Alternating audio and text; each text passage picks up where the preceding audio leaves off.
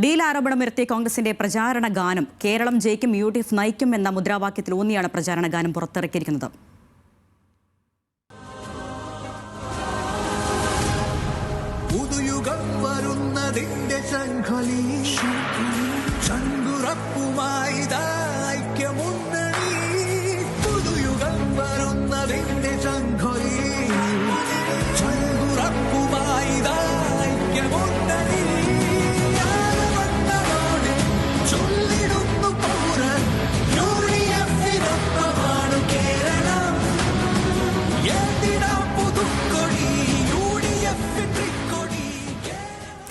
ബിനിൽ ലീലാസാബു നൽകും വിവരങ്ങൾ. ബിനിലെ, ഡീൽ ആരോപണം കോൺഗ്രസിന്റെ പ്രചാരണ വീഡിയോയിൽ കൂടി അവർ കൊണ്ടുവന്നിരിക്കുന്നു. എന്താണ് വിവരങ്ങൾ? അരുണ്യ, ഡീൽ ആരോപണം കഴിഞ്ഞ കുറച്ച് ദിവസങ്ങളായി തെരഞ്ഞെടുപ്പ് സജീവമാക്കുന്നതിൽ പ്രധാനപ്പെട്ട ഒന്നാണ്. അത് കോൺഗ്രസ് ആണ് ആദ്യം ഉന്നയിച്ചത്.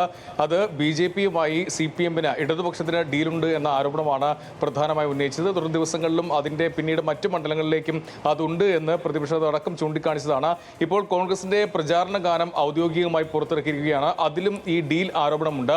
കാവ്യയുമായി കൈകോർത്തു, ഇടതുപക്ഷം കൈകോർത്തു എന്നാണ് ഈ പാട്ടിൽ തന്നെ പറയുന്നത്. എന്തായാലും കോൺഗ്രസിന്റെ ഔദ്യോഗിക ഗാനമാണ് ഇപ്പോൾ പുറത്ത് ഇറക്കിയിരിക്കുന്നത്.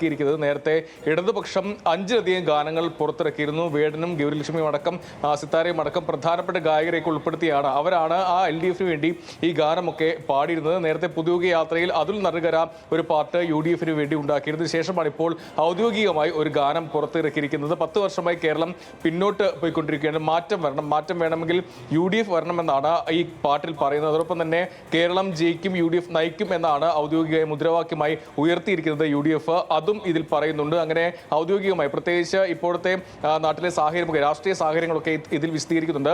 ആരോഗ്യ മേഖല തകർന്നിരിക്കുകയാണ്, അല്ലെങ്കിൽ അതിന് വലിയ വിൻഡേറ്റിലാണ് തുടങ്ങിയ ആരോപണമൊക്കെ പ്രതിപക്ഷ നേതാവ് UDF നേതാക്കൾ ഉന്നയിച്ചിരുന്നു.